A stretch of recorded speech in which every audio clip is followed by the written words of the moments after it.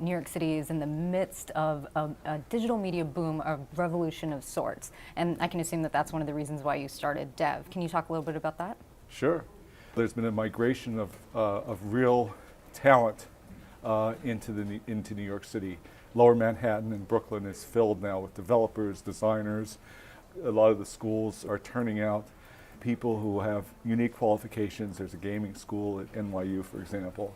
And those people are combining with media veterans who have been displaced from the kind of business they've done over the years.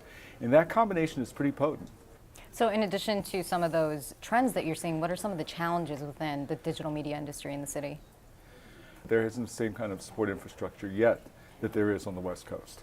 There's a tradition in Silicon Valley of financing young startups, of having very large networks of people that you can rely on to help, mentor young companies, to find them financing and to introduce them to the right people.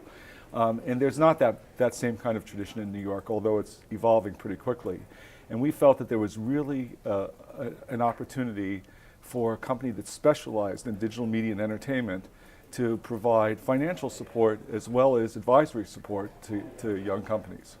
So one of the companies that Dev has provided funding for, Stage It, you've said is a transformational company. What is transformational about it? What's unique about that company?